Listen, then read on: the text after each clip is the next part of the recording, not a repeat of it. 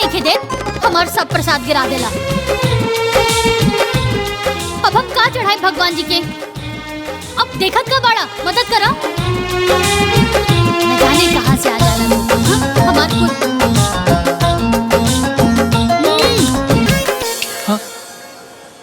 पागल।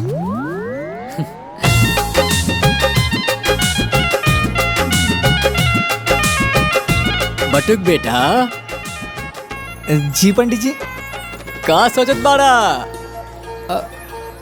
कुछ ना पंडित जी। पहचानलाई के रहली? के रहल? अरे ई उहे सावित्री रहली जौन अपना माई के साथे इहवा आवत रहे आ तू जेकरा साथे खेलत रहला, कबो कबो लड़त भी रहला।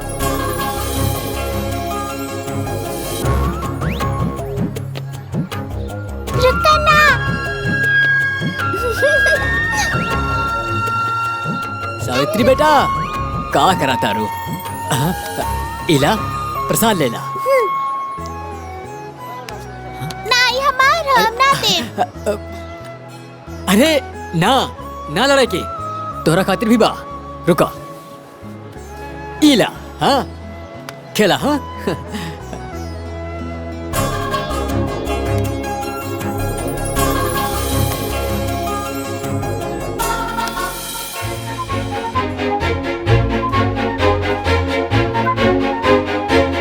सावित्री। हाँ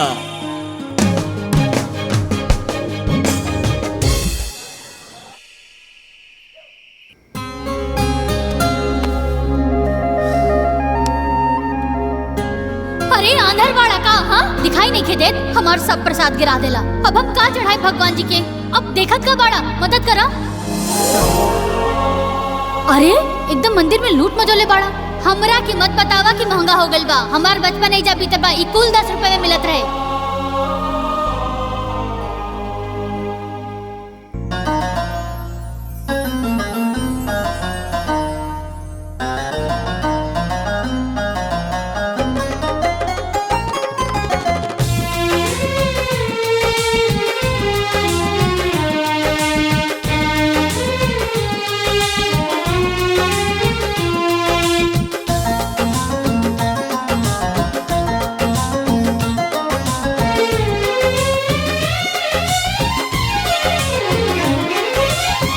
धीरे धीरे प्यार बढ़े लागल, रानी बढ़े लागल। सपना के महल दिल गढ़े लागल, रानी गढ़े लागल। धीरे धीरे प्यार बढ़े लागल, रानी बढ़े लागल। सपना के महल दिल गढ़े लागल, रानी गढ़े लागल। मन बहकावे गुजरिया तोहर पियर रंग साड़िया। दिल धड़कावे गुजरिया तोहर पियर रंग साड़िया।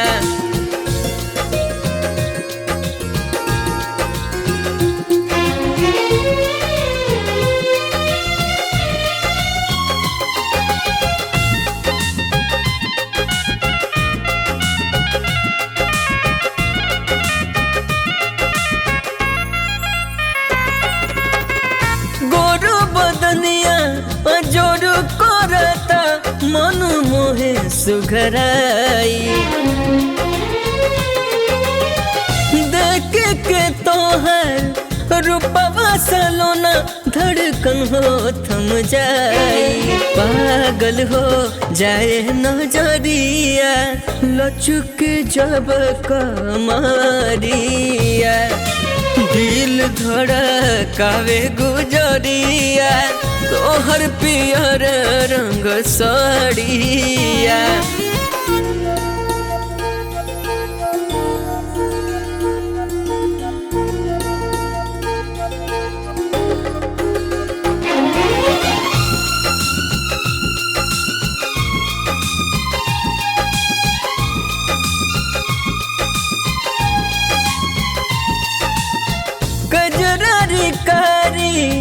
अखिया के जादू भइल गइल ऐसन बारों से कई गुना ज्यादा सोचले रहनी जैसन लागेला कि सरसों फुलाइल मारे झकोरवा बयरिया दिल धड़कावे गुजरिया तोहर पियर रंग साड़िया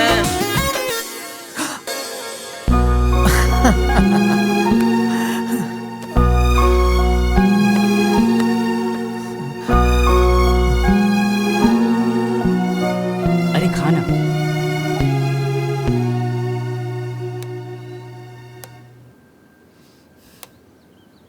बटू नाश्ता हो गेल तुहार? हाँ। अच्छा ते काम करा ना, तू ना मंदिर चल जा। काहे से कि तुहार बाबूजी ना अपना दोस्त हरिशंकर जी के यहाँ जाए से पहले हमरा से कह के गइल बाड़े।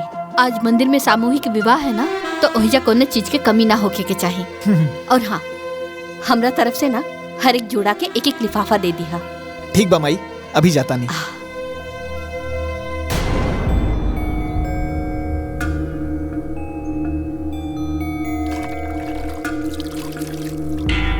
हला ठीक है।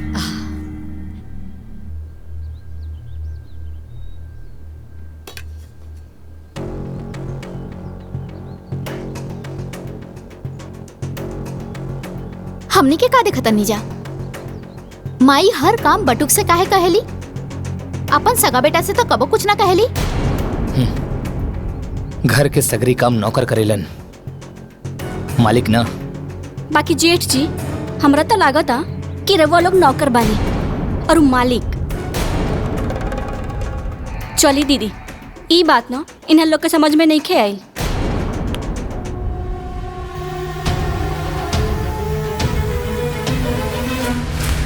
जाहिदा तू खाना खाना।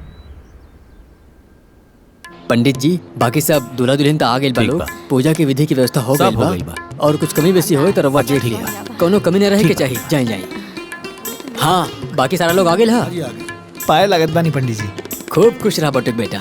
भगवान करे तोरा जीवन में आनंद ही आनंद होके। सब बढ़िया से हो गया। ई लइका बहुत- ई लिही पंडित जी, ई कहा ई हमार माई सामूहिक विवाह में दुल्हा दुल्हन खातिर ई उपहार भेजले बाड़ी और आगाह कईनी है हाँ। कि कोनो और समस्या होई त बेझिझक कहब। अरे ना ना, एकर कोनो जरूरत नहीं खे। काहे कि सारा व्यवस्था तो गुप्ता जी कर ही दिले बाड़े। कोनो चिंता की बात नहीं खे। बटुक बेटा, ये उपहार तू नौ दंपत्ति के अपन हाथ से ही दिया, बड़ा अच्छा होई। जौन आ गया पंडित जी।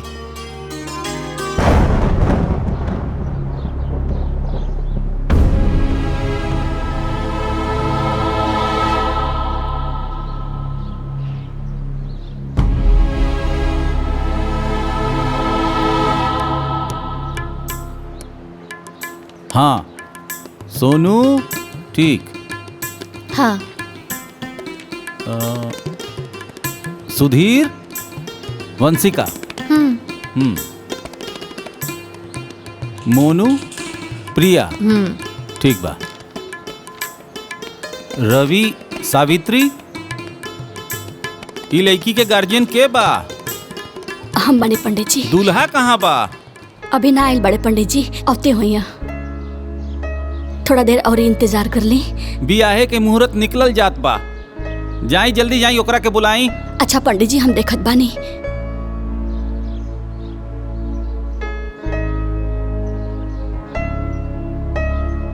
अब सब दुल्हा दुल्हन लोग बैठ जा।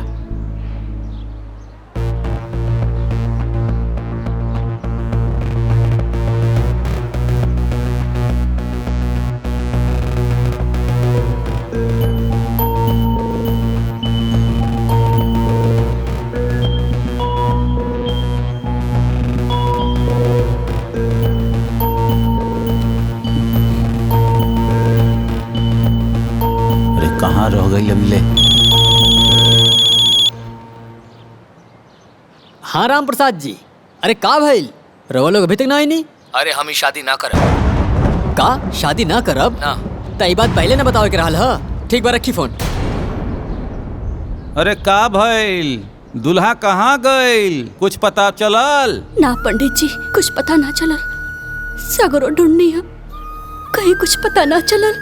पता चल गई, वो लोग अब ना आए वाला बा। का? काहे कि लड़का भी ब्याह करे से मना करा था। हे भगवान, ये का हो गए? अब हम का करी? हमार तो नसीब में फूटल बा। कैसे कुल बनलो काम बिगड़ जाता हमार। धीरज रखा, सब ठीक होई। अरे हो सकेला कि सावित्री बिटिया के नसीब में ऐसे बढ़िया वर लिखल होए। ओकरे नसीब में का बा पता ना, बाकी ओकरा के लेके ना हम के जीवन भर जरूर झेले के बा। अरे पैदा होते ही बाप के खा गई। अब लागत कि एकरे चिंता में ना हम मर जाए। ऐसे मत कहा। पता ना कौने जन्म के कर्म बिगड़ल बा पंडित जी, विपत्ति टोले के नामे नहीं कहले।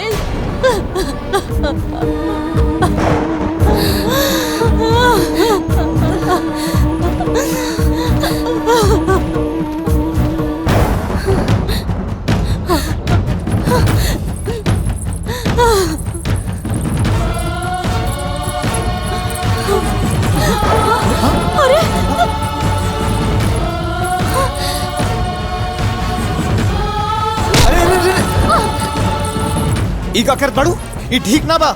छोड़ा हमरा के, हम कहता नहीं छोड़ा हमरा के, हमार मर जाए ठीक होई। अरे ऐसन करल का, सोचल भी पाप होला। हम तोरा के ई ना करे देब। हमरा के ई पाप पुण्य के बारे में कुछ नहीं के पता। हमरा के तो बस इतना पता बा कि हमरा मरला पर ही हमार परिवार से विपत्ति टली। हमरा के मर जाएदा। अरे ऐसन मत बोला, भगवान पे भरोसा रखा। भगवान के घर में देर बा, अंधेर नहीं। वो तोहर हर समस्या का समाधान खोजले हुई है। और इस संसार में बहुत नेक लोग बाड़े। देखिए एक दिन केहू ना केहू तोहर हाथ थाम ले। इस संसार में ऐसा केहू ना होला जे बेसहारा के सहारा दे सके। केहू नहीं के ऐसा, केहू नहीं के ऐसा। अरे नहीं नहीं, अभी भी इंसानियत जिंदा बा। बहुत लोग बाड़े। तका तो हमार सहारा बन सकेला।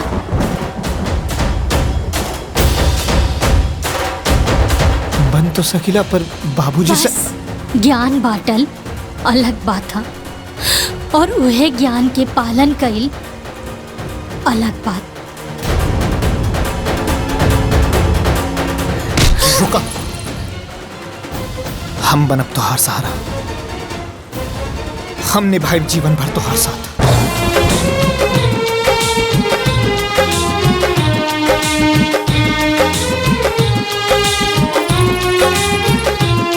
अब वर वधू एक दूसरा के गला में माला डालिए। ओम वक्रतुंड महाकाय सूर्यकोटि समप्रभ निर्विघ्नं कुरु मदेव सर्वकार्येषु सर्वदा।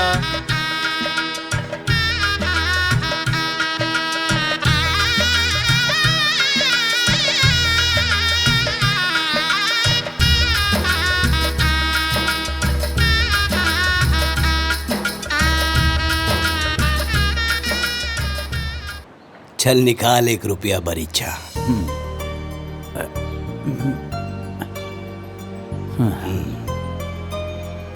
आज से तोहर बेटी हमार घर के बहू भइल और हमार बेटा तोरा घर के दामाद। ठीक रही ना?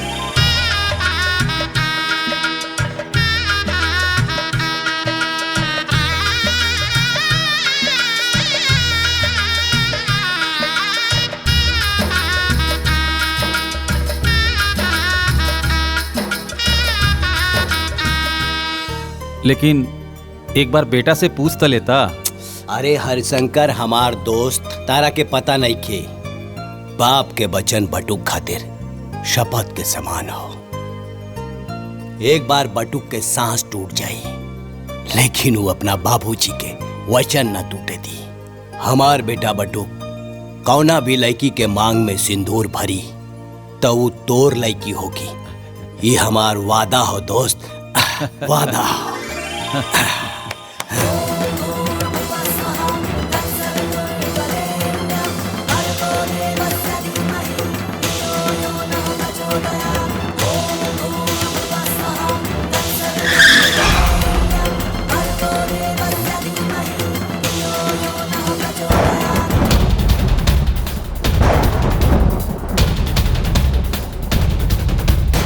अच्छा, बाबूजी के बड़ा नाच रहे ना एकरा पे।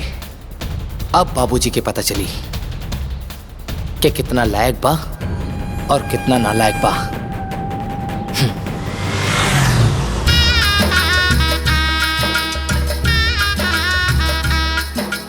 हे भगवान, तुहार लाख लाख शुक्र हा। ई का 1 रुपए के सिक्का? अरे भाग्यवान, ये 1 रुपया के सिक्का ना, भरीचा हो भरीचा। हम अपना बटुक के बियाह तय कर देनी अपना दोस्त हरिशंकर के बिटिया से। बहुत बढ़िया कहनी है बाबूजी। सगुन तो सगुन होला, चाहे 1 रुपया हो चाहे 1 लाख रुपया का हो। अब हमरा समझ में आई कि रउआ रोज सवेरे सवेरे अपना दोस्त के घरे काहे जात रहनी है। अपना दोस्ती के रिश्तेदारी में बदले। चली, बटुक के बियाह तय हो गई। बियाह तय ना भइल बा, ऊ बियाह क ले बा। उहो सामूहिक विवाह मंदिर में। हे ओंकार, ये का बकवास करता रहते? अरे हमार बटू कैसे ना कर सकेला? अरे ते बचपने से ओकरा से जले ले, यही खातिर इस तरह बात करता रे। अरे हमार बटू बिना हमरा से पूछ ले, बिना हमार आज्ञा ले ले शादी कैसे?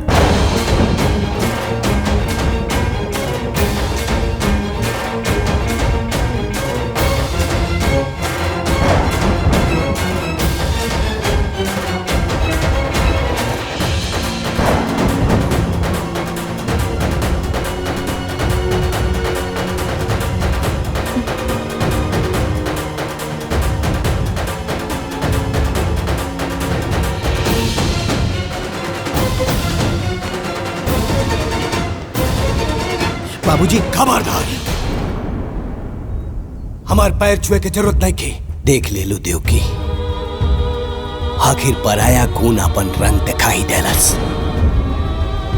अगर हमार बेटा होखत तो बिना हमरा आज्ञा के एकरा से बियाह करत। एकरा वजह से हमार वचन टूट गई। आखिर हम का मुंह दिखाई अपना दोस्त हरिशंकर के? कतना इज्जत रहे गांव समाज में बाबूजी के, आज पगड़ी उतर गई ना। अरे ई कोनो बियाह ह? ना बाजा ना गाजा ना बाराती ना घराती। सही कहा तारू नैना, इतना बड़ कांड के आइल बा, लेकिन माई एकरा के एक शब्द ना बोली है। आज तो हर माई ना हम बोला, हमार फैसला हुई। देवकी एकरा के अपन बेटा बना के घर लाइल बिया, तो एकरा के पूरा हक मिली, घर जमीन जायदाद सब में एकरा के तीसरा हिस्सा मिली। लेकिन ना मिली तो हमार आशीर्वाद। नहीं बाबूजी नहीं, हमके तो बस माही बाबूजी के आशीर्वाद चाहिए। ये सब कुछ ना चाहिए, बस माई के और आपके आशीर्वाद। देवकी, अभी घर में बंटवारा हुई, सिर्फ बंटवारा। बाबूजी,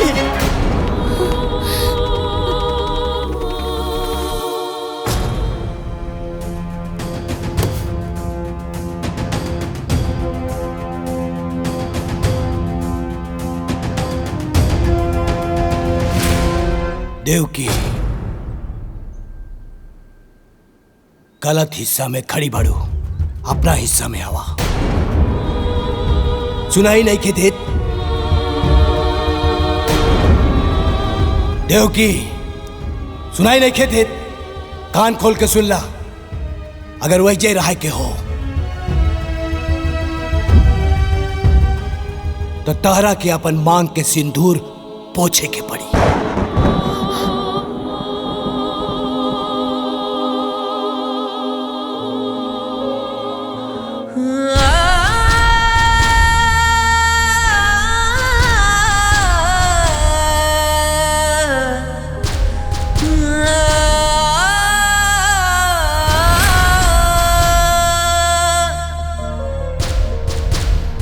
सुख दुख में खड़ा रहे, गजब संजोगवा होला। दुनिया में सबसे प्यारा अपन लोगवा होला। दुनिया में सबसे प्यारा अपन लोगवा होला।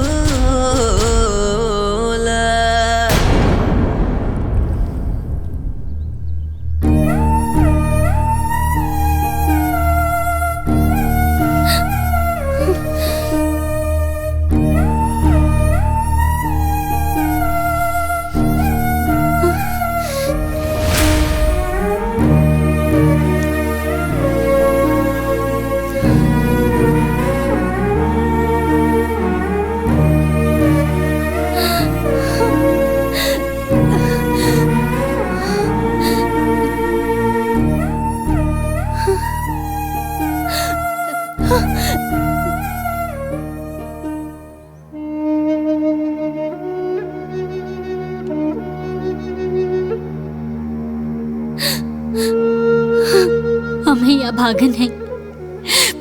पहले बाबूजी के साया सर से उठ गई और जब ससुराल आईनी ता घर के बंटवारा करवा देनी। अरे हमरा जितना अभागन बहू के हुई जेकरा के होकर सास ससुर के आशीर्वाद तक ना मिलल।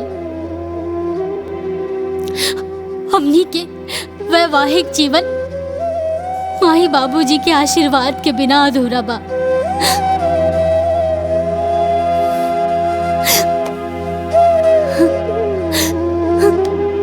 तू अपन दिल छोटा मत करा। बाबूजी गुस्सा में हुवन और माई एक दिन उनकरा के जरूर मना लेहन। और ई रात रोए का ना है, ये हमनी की जिंदगी का नया शुरुआत है।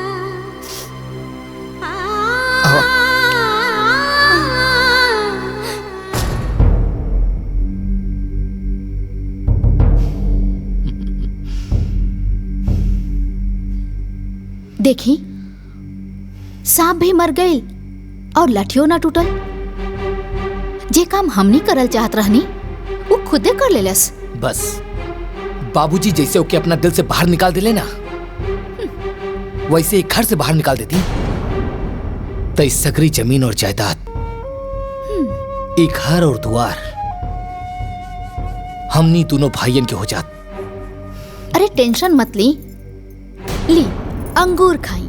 अरे खाई ना और वक्त के इंतजार करी, वो एक दिन जरूर आई। काहे कि माया नाम हवे हमार और माया के माया अपरंपार होला।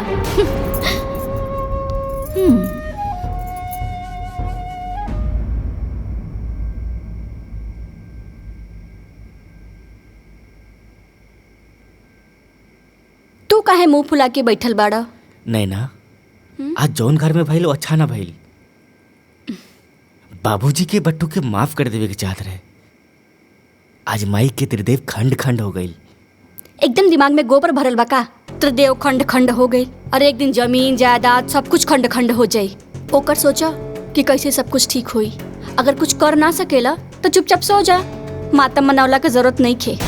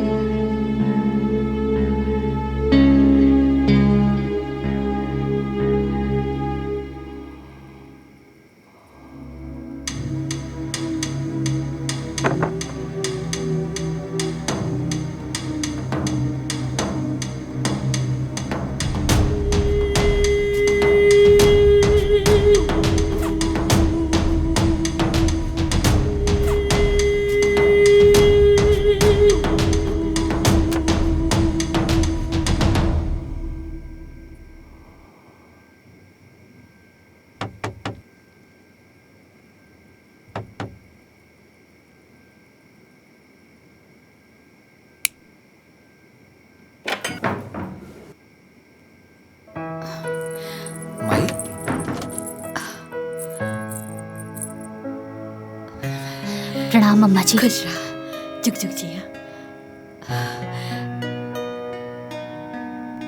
हम तोरा के नीक ना दे पौली ना, यही से नीक लेके आइल बानी।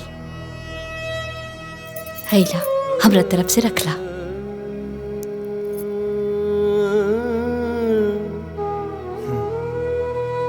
रखला ना।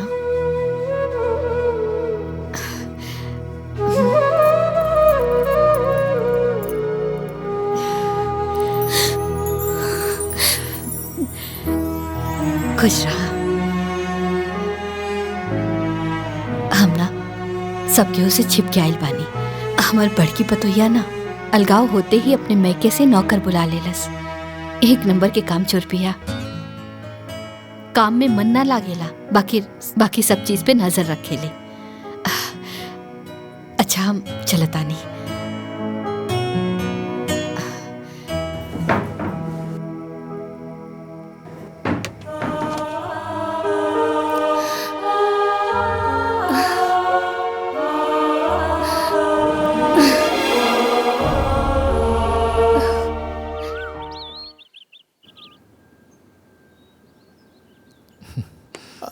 राजेश। हाँ भैया।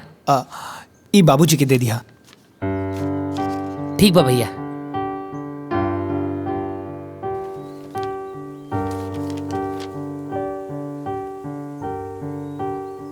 ली बाबूजी चाय पी ली।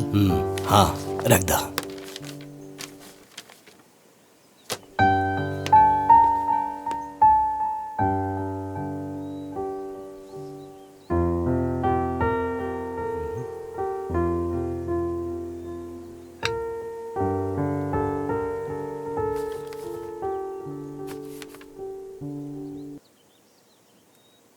बाबूजी प्रणाम। आपका बटुक।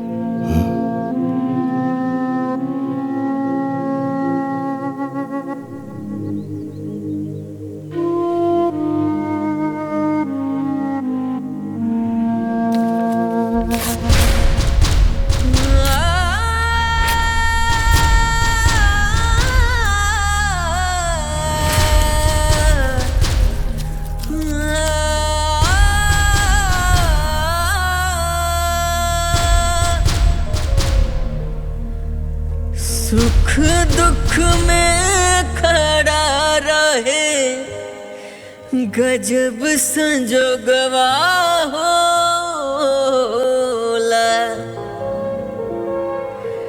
दुनिया में सबसे प्यारा अपन लोगवा होला। बाबूजी। ए छोटकी जी जेठानी जी बोली। जाना तरे कुछ लड़की इतना कुलच्छनी होली सन कि ससुराल जाते ही अलगवनी करा देवेली सन, मनहूस होली सन। सही कहा तनी जेठानी जी, ऐसन बहू भगवान दुश्मनों घरे ना देवे।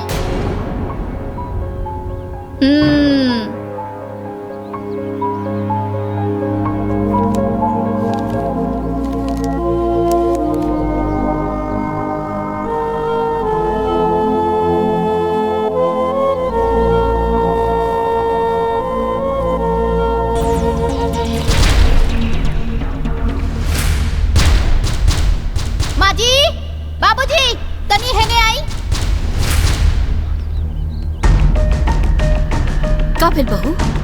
ये देखी सारा कचरा गोलिया के और हमनी के ओरा करके चल देलस महारानी। बाप रे बाप कितना पट्टेदारी निभावती। अरे सावित्री, सावित्री। का भैल जी? ये सब कहा? ये सब कचरा गुलिया के एहर काहे कह दिलू? हम त ई सूप लेवे खातिर गइल रहनी, कूड़ा उठावे खातिर।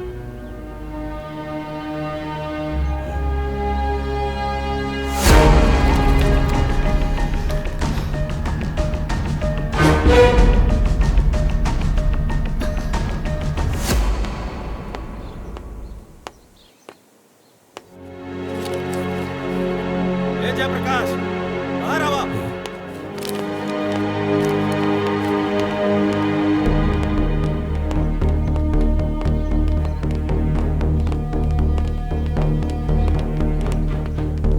इहे निभैला दोस्ती हमरे साथे।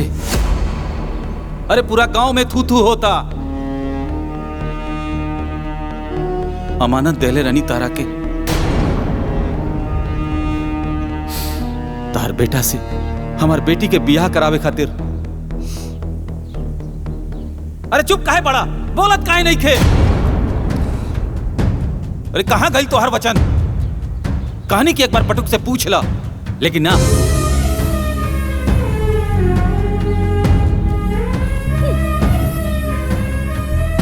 जाना तरु देव की भोजी ई का कलश हमरा के? बटुक शपथ के समान बा। बटुक के सांस टूट सकेले, लेकिन ओकर बाप के वचन ना टूट सकेला। अरे आप का भाई बोलत का नहीं का, चुप काहे बड़ा? का करी अब हम?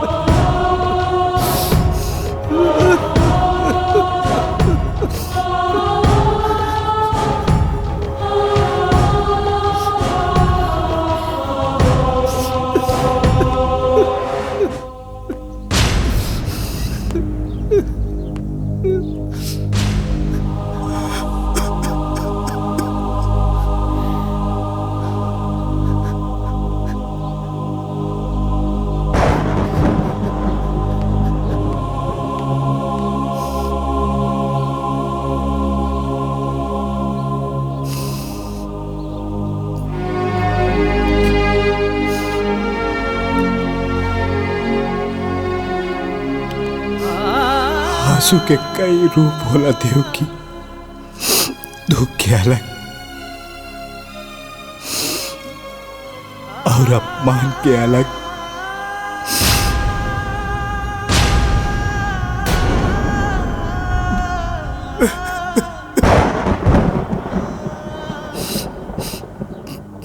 दुख के आंसू पिया जाला,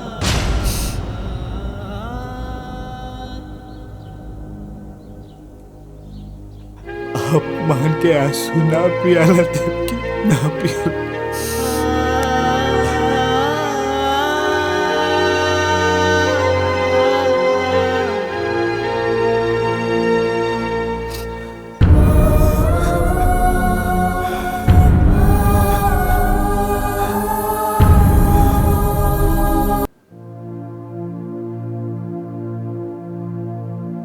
आज हमार वजह से पहली बार केहू घर में घुस के बाबूजी के इतना सुना के गई। आज तक पूरे गांव में केहू हमार बाबूजी के कुछ ना कहले रहल। बड़ा इज्जत रहल बाबूजी के। ए जी, ई बात का लेके रहुआ अपने आप के मत कोसी जी, मत कोसी। केहू के अपमान कहिला से केहू देवता के महिमा कम ना होला। और बाबूजी, बाबूजी त देवता हन और हमेशा रही हन। हाँ,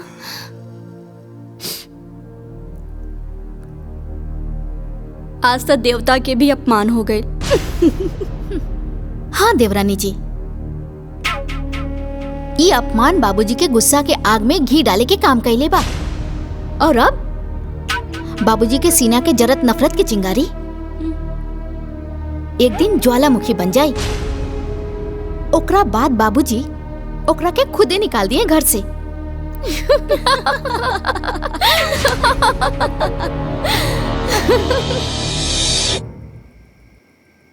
रामू एक गिलास पानी लावा।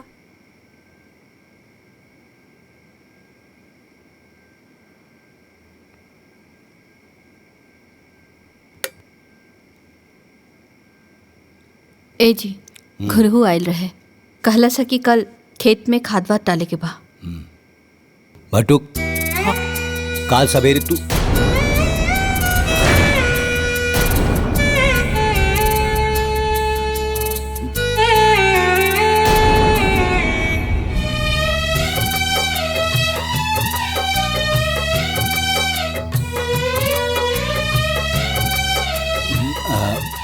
ओंकार, काल सवेरे तू ब्लॉक पे चल जाइया और वजह से 4 बोरिया यूरिया 2 बोरिया डाई ले ले आइया।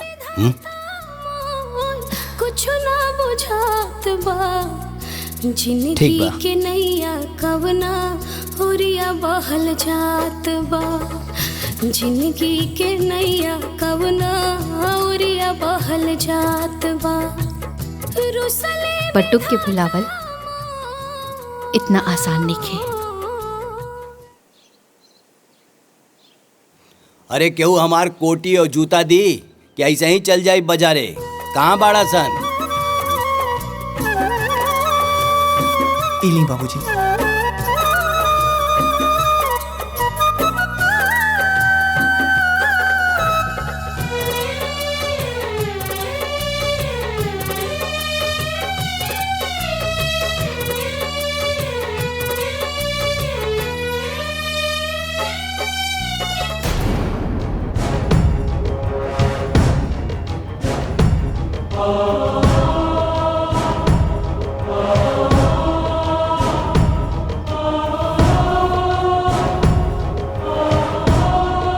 ए जी सुनी,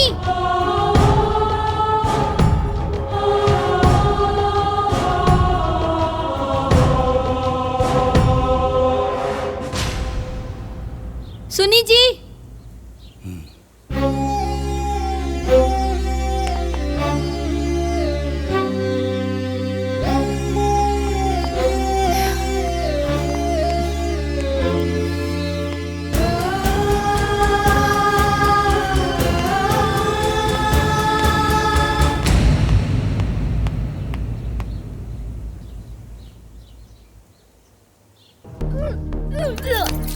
हाँ, का भइल हो? तबीयत तो ठीक बानू? उल्टी? ई उल्टी कोनो दिक्कत ना हाजी, बल्कि खुशखबरी है। हम माई बने वाला बानी और रहुआ बाबा। सावित्री,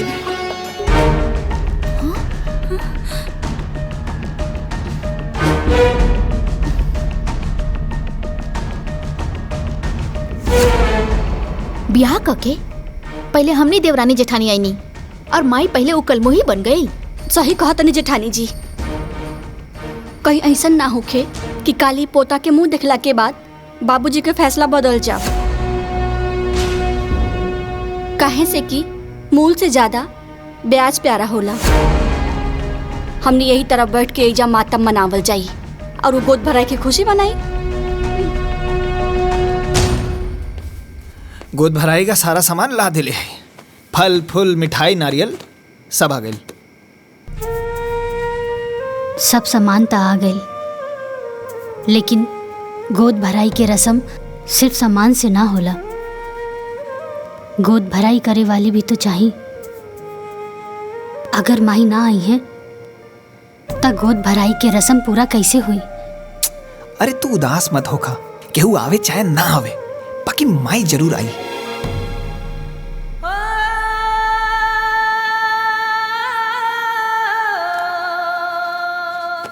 लाई पैर दबा दे।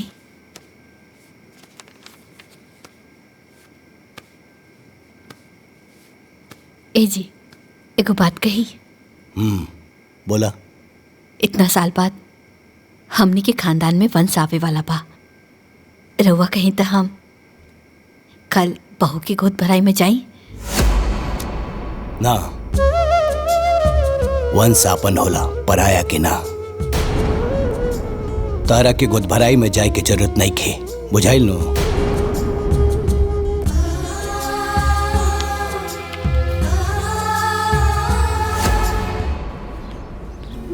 ए दीदी, हाँ, आज हमरे छोटकी पतोहिया की गोद भराई है तो जरूर अइहा। अपने बिटिया के भी जरूर ले ले अइहा। बहुत बढ़िया नाचे लेना। ठीक बा दीदी।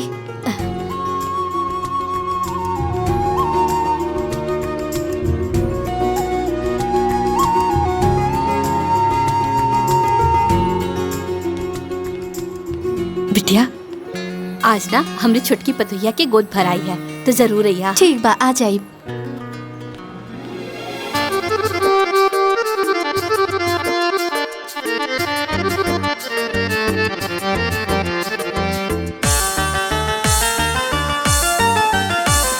चांद जब हजूर आंगनैया हो, कोई के गोड़ तैया पोरी नाही भुइया हो।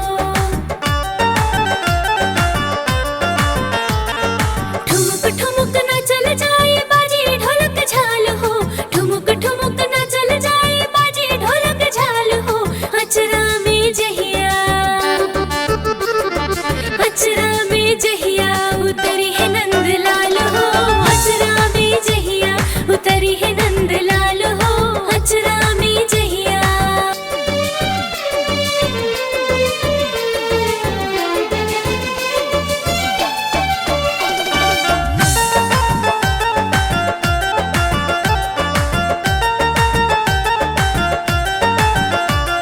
बेला सुहावन होई होखी गीत गवावन, झूमी सब लोग होखी पाहुर देख बटावन। बेला सुहावन होई होखी गीत गवावन, झूमी सब लोग होखी पाहुर देख बटावन। मारे में ठुमका बदल जाए चाल हो, मारे में ठुमका बदल जाए चाल हो। अचरा में जहिया,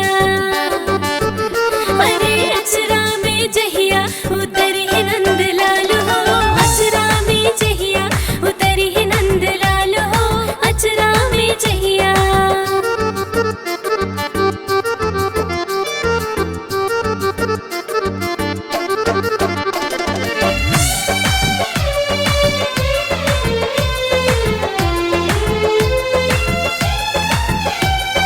मंगल सुमंगल गुजी कही अंगना, सुंदर ललन खिली है सुरवन के पलना। मंगल सुमंगल गुजी कही अंगना, सुंदर ललन खिली है सुरवन के पलना। घर परिवार सब हो के खुशहाल हो, घर परिवार सब हो के खुशहाल हो। अचरा में जहिया, अरे अचरा में जहिया उतरी है नंदलाल हो। अचरा में जहिया उतरी है नंदलाल हो, अचरा में जहिया। बाबूजी, माई ओहर गई है गोद भराई के रसम में। हम अपना आंखें से देख के आई हा। रउआ हमार बात के भरोसा करी ना बाबूजी। अगर भरोसा नहीं के होत तो छोटकी से पूछ ली। बाबूजी दीदी सही कहा तनी, हमहू माई के वहाँ देखले रहनी हा। बहू, अगर तू लोगन के बात सच निकलल तो सोच ला, आज के बाद से देवकी भी हमरा लिए मर गई। चला लोगन। चली बाबू। हाँ चलिए बाबूजी।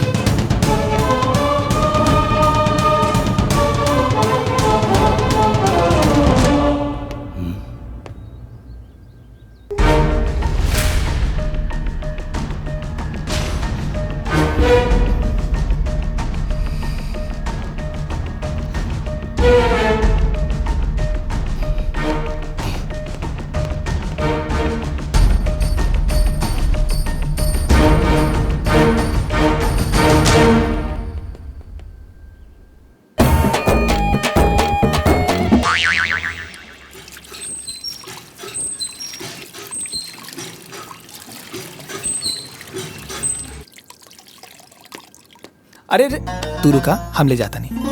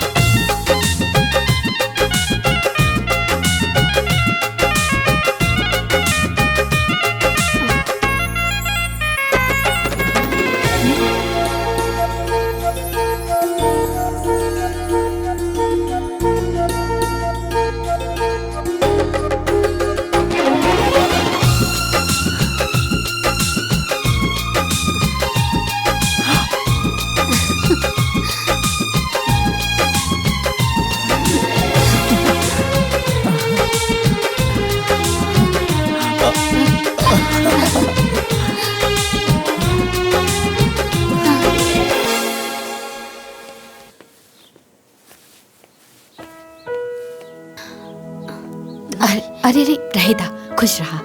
अच्छा आज रात में ना चंद्र ग्रहण लगी तो ध्यान से ना अपने पेट पे गोबर लगा लिया, ठीक बा?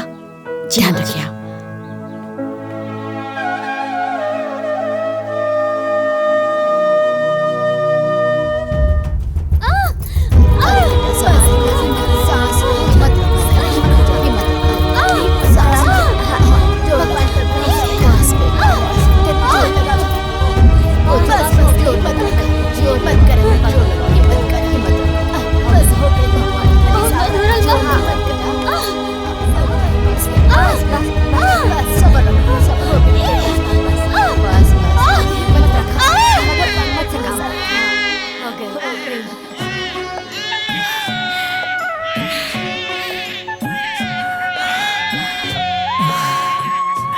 हे भगवान, बेटा भैला बेटा भैला बेटा।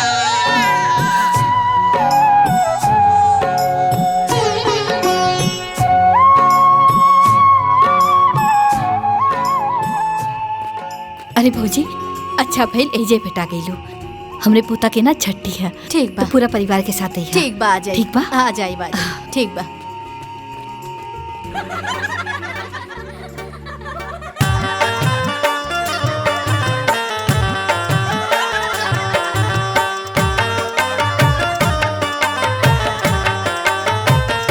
धनी धनी पंडित बाबा धनी उपरोहितीन हो ललना धनी बास गुनवा के राती ललन आजू जनमेले हो ललना धनी बास गुनवा के राती ललन आजू जनमेले हो।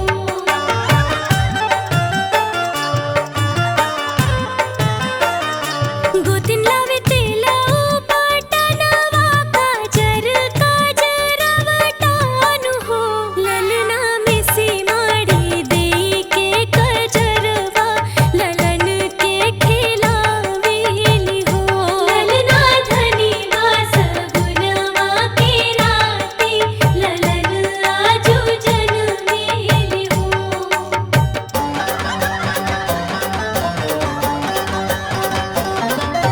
लइका के मम्मी खूट तनी खोला कादे बुनेग जल्दी बोला लइका के पापा पाकिट झारा जल्दी निकारा तू 2000 आवाए दादा आवाए अय्या देदा मोहर धेनु गैया खुश भनी गोतिन पारोसिनिया सिस दे सुनावेली हो ललना नाचे नाच काई के कमरिया तथरिया बजावेली हो ललना धनी बास गुनवा के राती ललन आजू जनमेली हो। हाँ? का भइल? वो घर में मच्छर बहुत हो गइल बा। आई हाय देखी। ठीक ठीक हो, मारा मच्छर।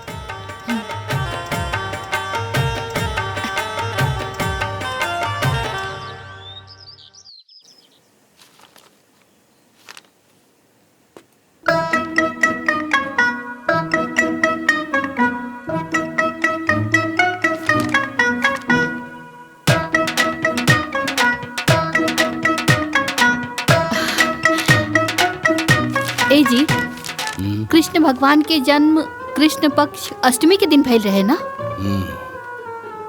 और महीना भादो के और दिन बुधवार रहे ना? अनहरिया में झमाझम बारिश होत रहे। का बात है, आज भगवान श्री कृष्ण के जन्मदिन बहुत याद आ रहल बा। नहीं नहीं, और रउआ का अखबार में लगल बा? चाय पी ना, ठंडा हो जाए। हाँ हाँ।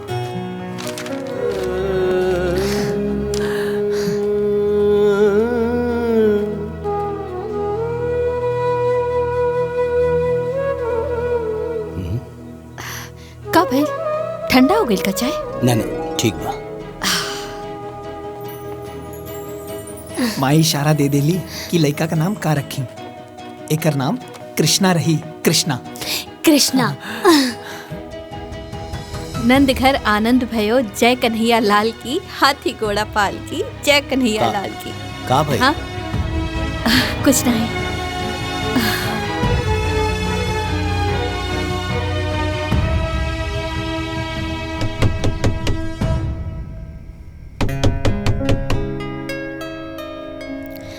ले ले ले ले ले ले बापू मेरा। माई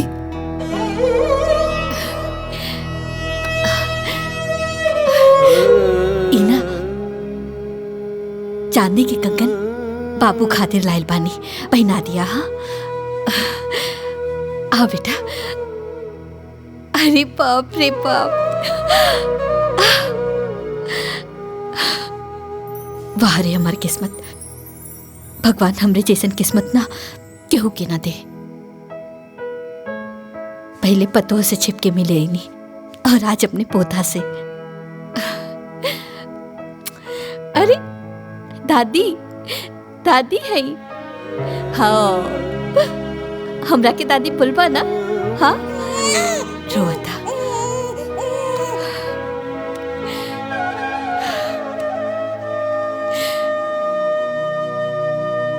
आपन ख्याल रखिए।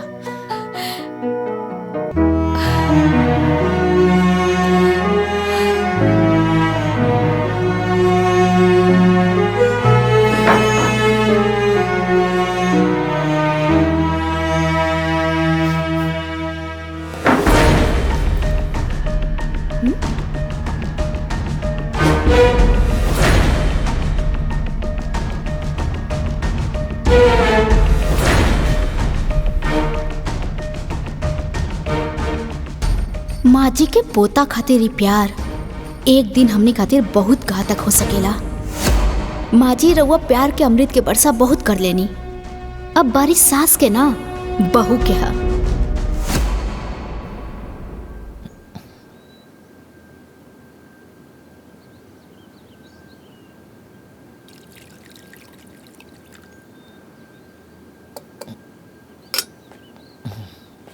ए रामू, तनी चापाकल से हमार नहाए खातिर एक बाल्टी पानी ले आवा।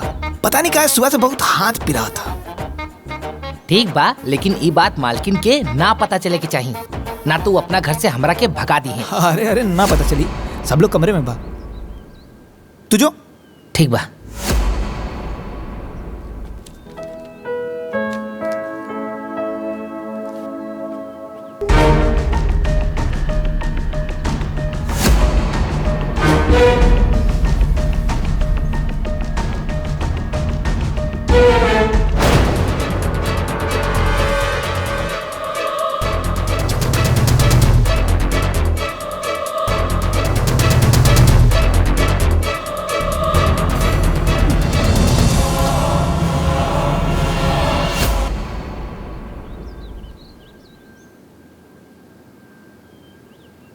अरे ब्लॉक प्रमुख जी, रहुआ हमार गांव वालन खातिर नल के व्यवस्था करा दी। हाँ ठीक बा, हम ब्लॉक पे आ जाए। हाँ जय राम जी की। ली बाबूजी चाय पी ली। अरे रामू, हाँ आज के अखबार कहाँ हो भाई? हमके लागता अंदर बा। जल्दी ले आवा। अच्छा।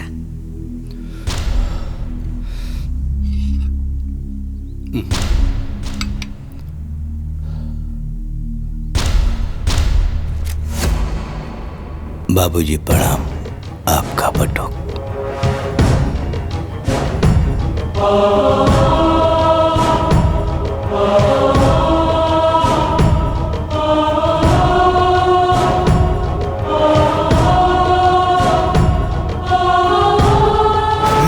का रोज रोज का ड्रामा। जय जय।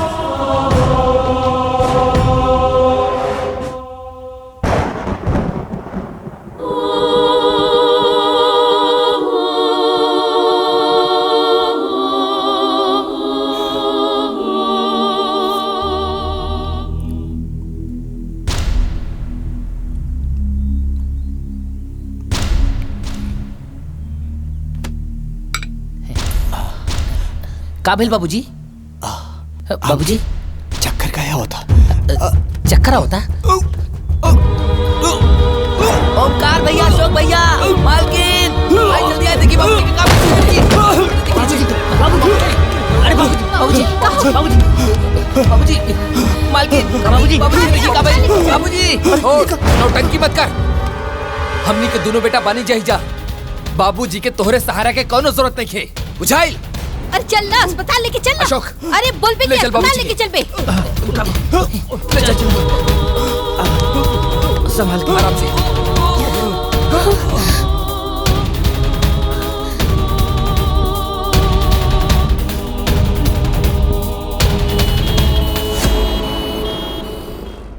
ओह माय गॉड, मेरा शक सही निकला। चाय में जहर था।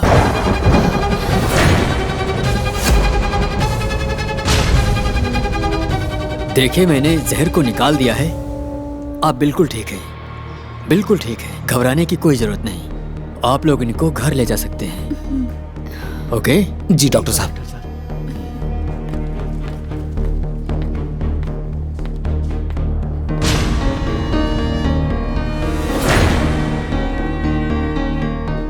का रामू, चाय में जहर के में ले रहे? ना मालकिन ना, चाय में जहर हम ना डलनी। बस बाबूजी के चाय लेके गई रहनी। तो किचन में केहू औरो आइल रहे का? हाँ, बटुक भैया आइल रहले।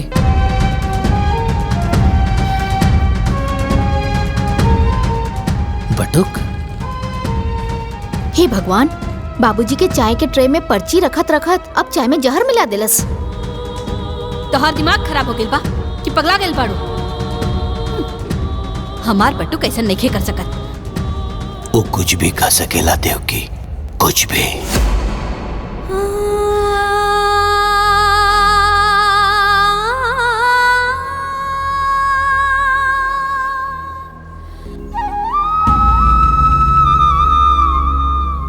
हे भगवान, हमार बाबूजी के कुछ ना होके दे।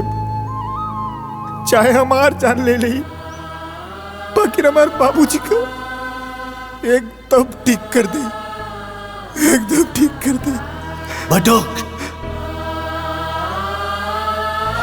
बाबूजी, बाबूजी। का भइल? विश्वास नहीं की होत हमरा की जिंदा देख के? अरे हमरा के का पता रहल कि हम अपना ही घर में सांप पाल रहल बानी, जौन एक दिन हमरा के डसी। अरे आशीर्वाद ना देनी तो चाय में जहर मिला दे लेते। ना बाबूजी ना, ऐसा मत कहा। हम तारा चाय में जहर नहीं के डलने बानी।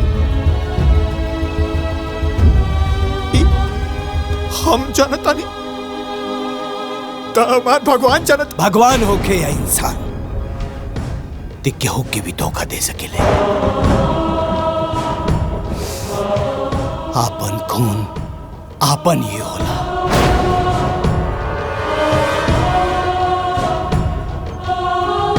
पराया खून पराया ही होला, ये आज हम जान गए नहीं। रिश्ता के अहमियत ई का समझी देवकी। तू ही एकर हाथ पकड़ के घर में लायल रहलू, और आज तू ही एकर हाथ पकड़ के घर से बाहर निकलबू। ये हमार फैसला हो। अरे बाबूजी, चाहे हमरा के डांट ला, चाहे हमरा के मार के घर से निकाल दा, लेकिन हमरा के माथे पर इतना बड़ा कलंक लगा के हमरा के घर से बाहर मत निकाला बाबूजी। देवकी, सुनाई नहीं की? देख, खड़ा रहे गजब संजोगवा होला। दुनिया में सबसे प्यारा अपन लोगवा होला। दुनिया में सबसे प्यारा अपन लोगवा होला।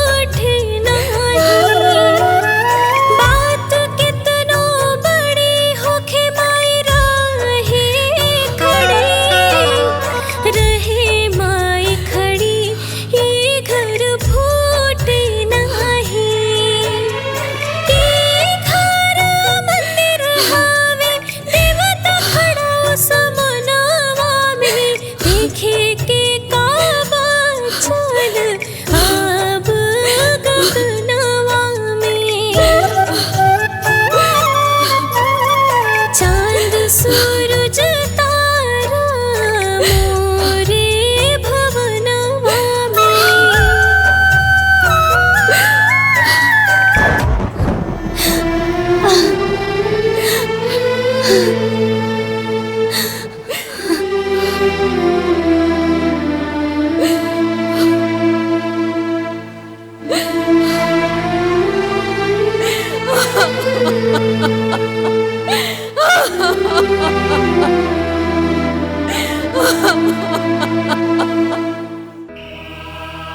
जहां से हमारी जिंदगी शुरू भइल रहे, आज फिर से हम वहीं आ गए बानी। मत रोआ बेटा, मत रोआ। अरे सच के चांद के झूठ के बादल घेर ले बा। समय की हवा चली, एक दिन ये झूठ के बादल उड़ जाए, फिर सच के चांद चमकी, एक दिन जरूर चमकी।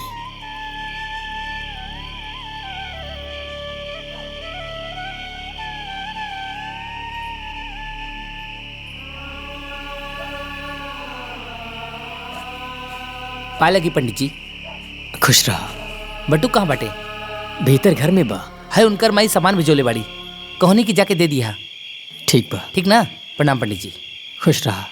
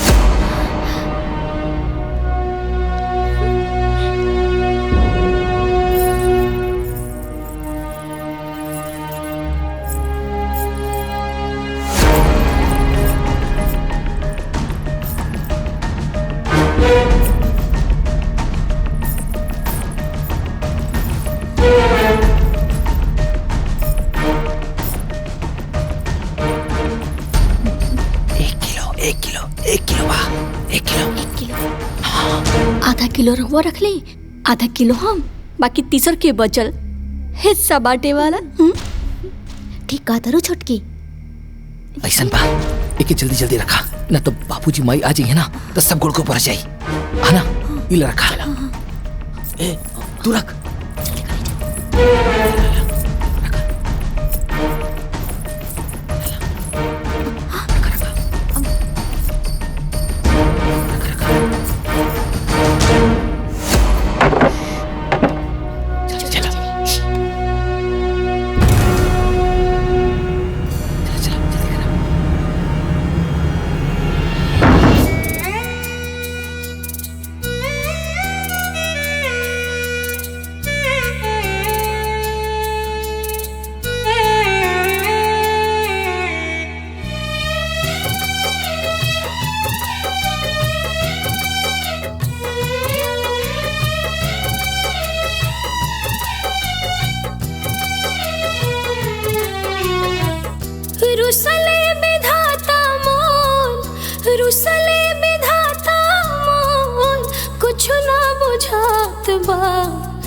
जिंदगी के नैया कवना होरिया बहल जात बा, जिंदगी के नैया कवना होरिया बहल जात बा। रुसले विधाता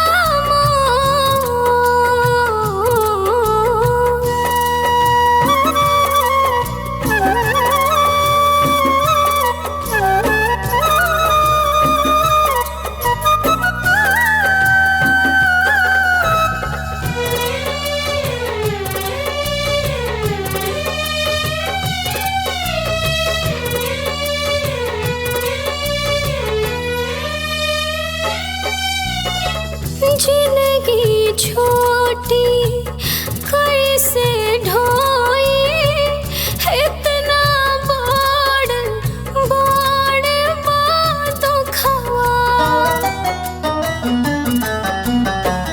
जहर कलंक के जहर बनवलास, जिंदगी के हर सुखवा।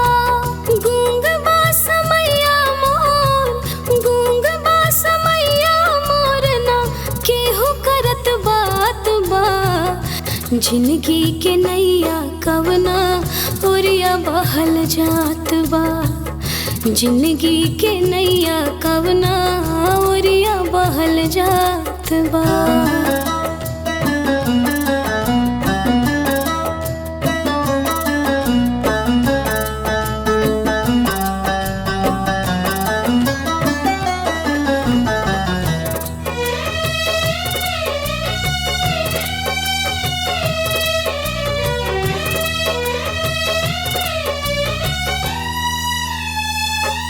बाबूजी। पाथर अखिया आंसुअन सींचे फूल उगे ना उगे कांटा। हम ना जानी तू जाने लो हे वट सावित्री हे माता। अखिया के पीछे हमरे अखिया के पीछे हमरे के कैले घात बा। जिंदगी के नैया कवना ओरिया बहल जात बा। जिंदगी के नैया कवना ओरिया बहल जात बा। रुसले विधाता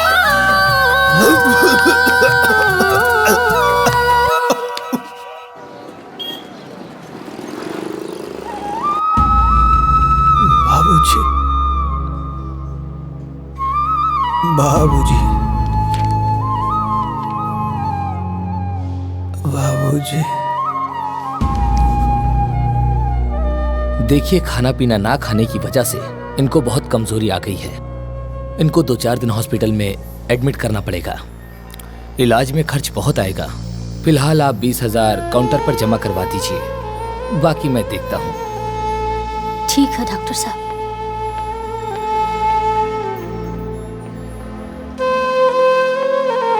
बाबूजी।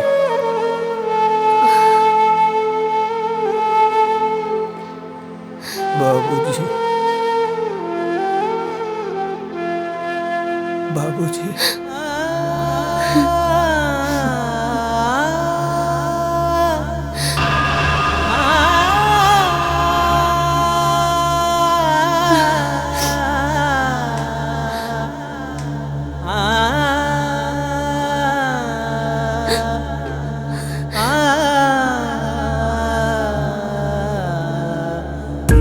हाँ जी। अरे रउआ चिंता ना करी, हो जाई। हाँ हाँ, नमस्ते, बैठिए।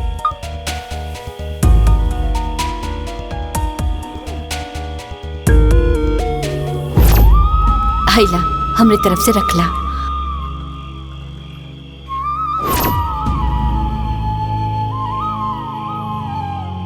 एके बेचे के बा।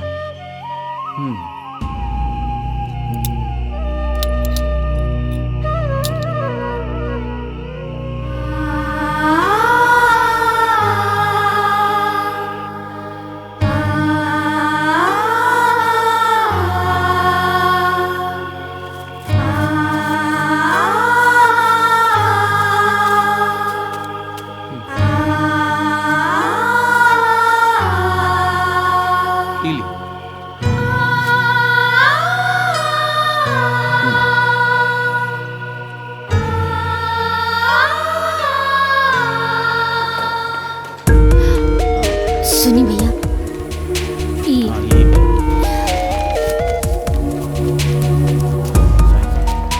डॉक्टर साहब 20,000 जमा करे खातिर कहले रहलन।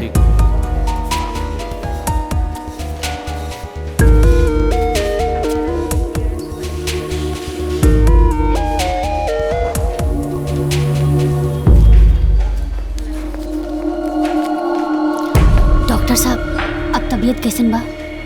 हमने उनका इलाज शुरू कर दिया है, लेकिन हो सके तो उनके बाबूजी को बुला लीजिए, क्योंकि वो बार बार उन्हीं की रट लगा रहे हैं। हो सकता है कि उनका आना दवा से ज्यादा काम करे।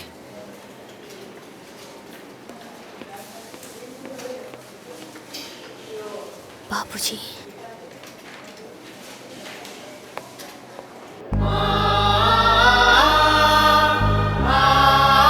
बाबूजी,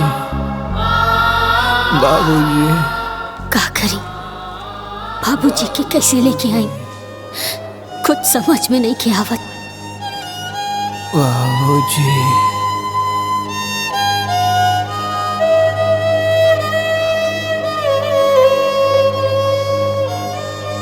बाबूजी।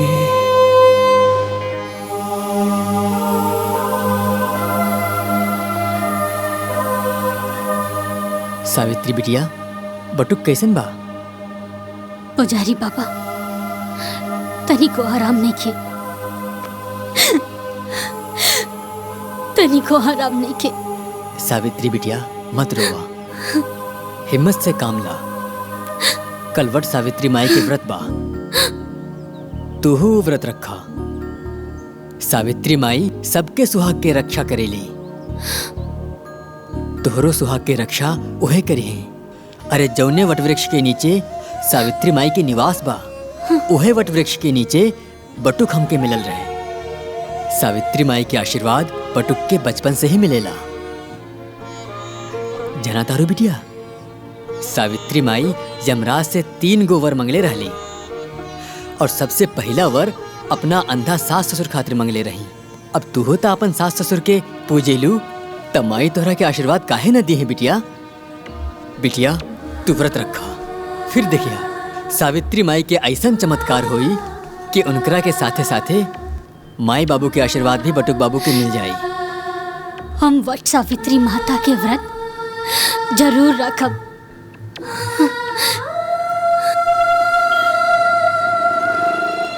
घर में 2-2 गो बेटा बा, अपने मेहरारू के साथ टीवी देखत रहिए, अपने माई बाबूजी के साथ अस्पताल ना आ सकेला। आज हमार बटुक होत ना बाबूजी।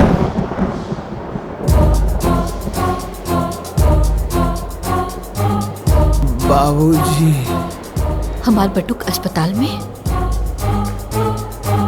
बाबूजी। डॉक्टर साहब एक हाँ बोलिए। इलाका के का भइल बा? कोई बीमारी नहीं है, उसे कोई सदमा लगा है, इसीलिए काफी कमजोर हो गया है।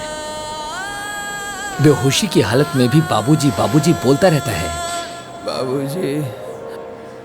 सुख दुख पता नहीं कैसा निर्दयी बाप है इसका कि एक दिन देखने तक ना आ सका। Excuse me. बाबूजी। दुनिया में हमार आत्मा तो आज भी माने के तैयार नहीं खे। हमार बटुक ऐसा कुछ कर सकेला, ओकर बाबूजी ओकरा पर विश्वास नहीं खे करत। ऐसे बड़ा सदमा और का हो सकेला। हमार पतोहिया सब परेशानी अकेले सहलस। हमार पोता कहाँ होई, केकरा पास होई। हमार पोता ए जी दुख में दुश्मन के पास भी चल जाला। आज तक रवा जौन कुछ भी कहली हम मना न कैली। आज हम रवा से हाथ जोड़ के विनती करतानी, हमरा पतो और पोता के पास जाए दी। हम अपने सुहाग के क्रिया खा के कहतानी कि खाली दूर से देखब, बात न करब। मान जाए, हम विनती करतानी, मान जाए। बाबूजी।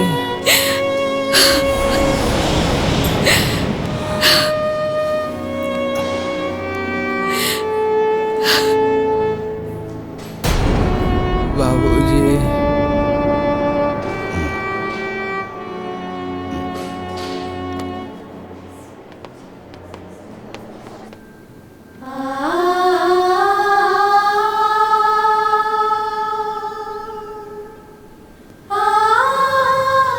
लोग ईश्वर से सब कुछ मांगेला, बाकी हमनी खातिर तरवा लोग ही ईश्वर बानी। हमनी के आपन आशीर्वाद दे दी, हमनी के आपन आशीर्वाद दे दी। हम जाना तानी कि राहुल आशीर्वाद के बिना हमनी के जीवन कबो सुखी ना रही।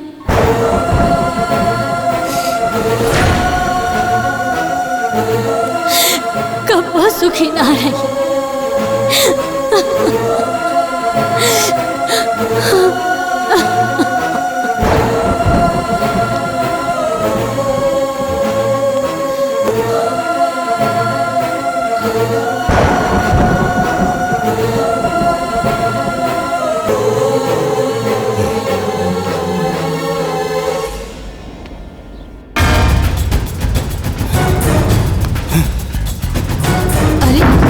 करता नहीं हुआ। अरे सुनी,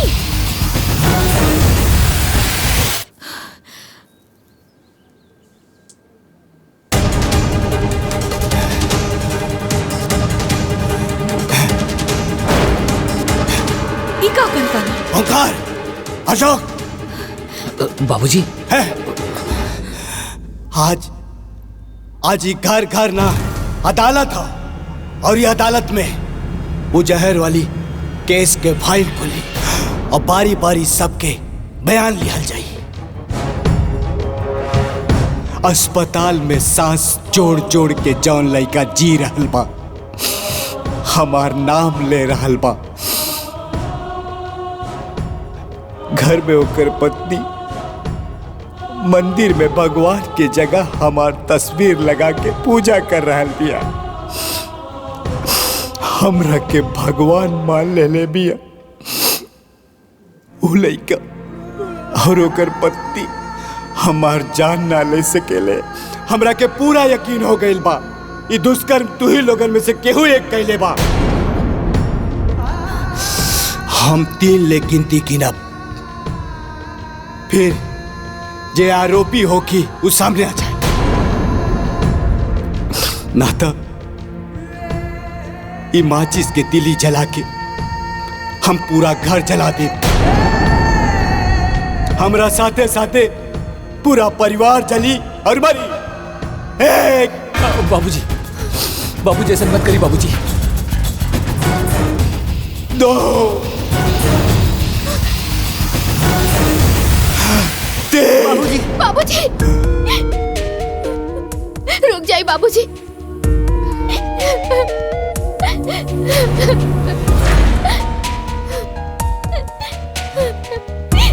ये महापाप हमरा से हो गए बाबूजी, हमके माफ कर दी।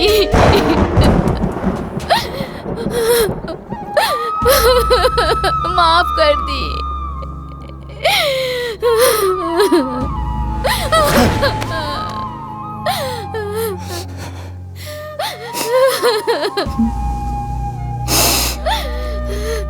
ये पाप ते काहे कैले रे पापी, काहे कैले? बाबूजी हम लालच में आ गए रहनी।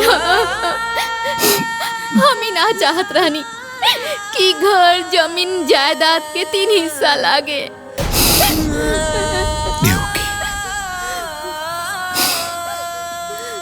हम जज रहनी, अदालत में सबूत और गवाह की रोशनी में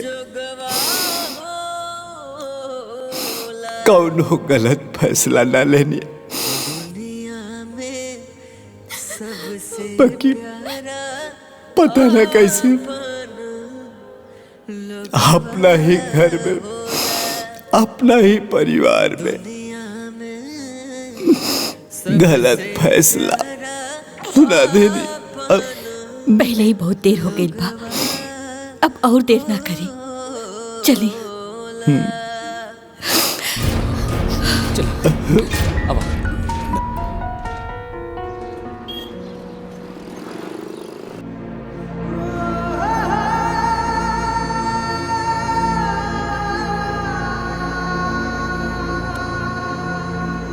देखिए सावित्री जी, हमने बहुत कोशिश की, मगर हम डॉक्टर हैं, भगवान नहीं। इनके पास समय बहुत कम है, इनको घर ले जाइए। अब इनको मेडिकल नहीं, कोई चमत्कार ही बचा सकता है। I am sorry. डॉक्टर साहब, हाँ, डॉक्टर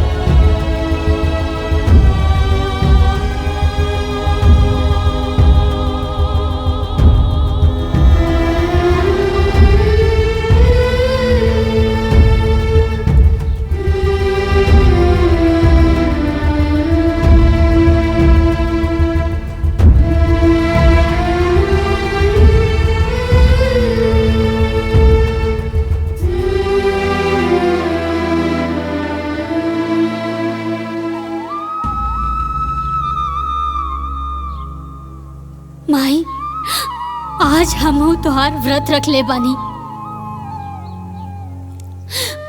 अपना पति के लंबा उम्र खातिर याद रखिए माई, अगर आज हमार सुहाग उजड़ गई तो दुनिया के कोनो भी औरत राहुल व्रत ना राखी। माई माई तू तो चल गई यमराज के पीछे पीछे,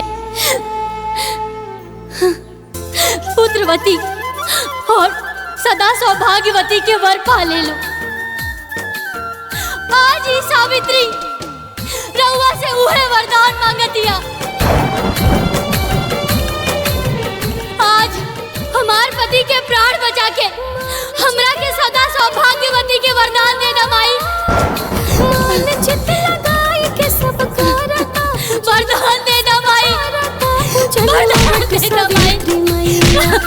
सावित्री मैया गदा मर सुहागवा वट सावित्री मैया गदा मर सुहागवा वट सावित्री मैया वरदान देना माई, हमरा के वरदान देना माई।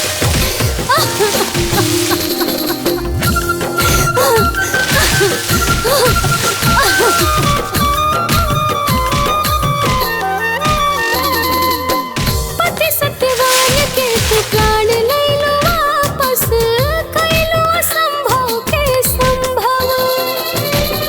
रहलो सती नारी पतिव्रता तू, बनलो सृष्टि के गौरव। उल्टे यमराज से तू हो, उल्टे यमराज से तू पवलो वरदानवा वट सावित्री मैया वट सावित्री मैया कादा मर सुहागवा वट सावित्री मैया कादा मर सुहागवा वट सावित्री मैया। बाबूजी बाबूजी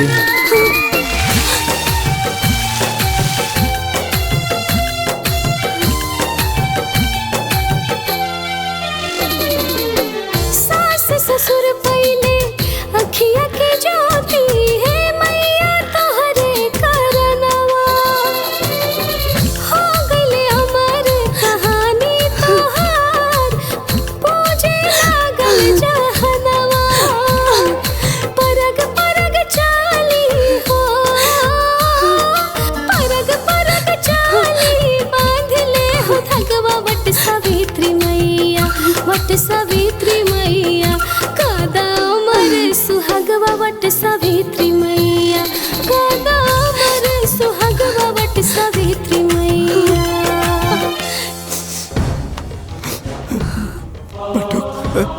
बाबूजी बाबूजी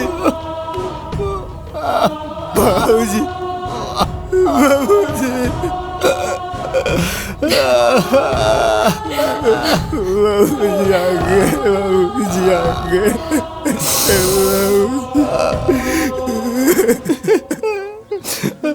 बेटा अच्छा बुरा पहचाने में हमरा से बहुत देर हो गई, हो सके तो हमरा के माफ कर दो बेटा। ना बाबूजी ना, रहुआ तो हम जैसन अनाथ के नाथ हुआ। हमरा से माफी मांग के हमरा के इतना छोट मत करा बाबूजी, शर्मिंदा मत करा।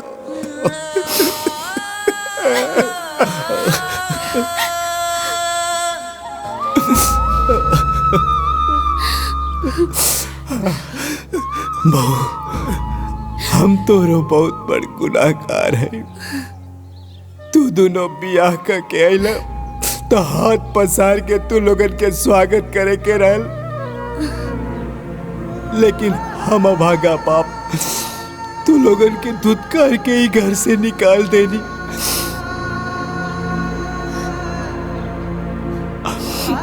हो सके तो हमरा के माफ कर दा बहू। बाबूजी राहुरी हाथ माफी मांगे खातिर ना, बल्कि हमेशा सदा सौभाग्यवती रहा के आशीर्वाद देवे खातिर उठे के चाहिए। आशीर्वाद दी हमरा के। खुश रह बहू, खुश रह।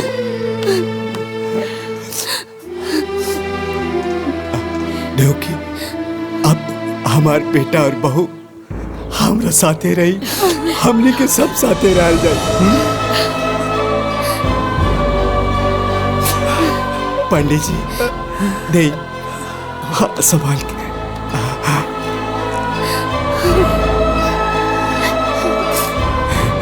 हमरा घर के चिराग। बोला वट सावित्री मैया की जय। वट सावित्री मैया की जय।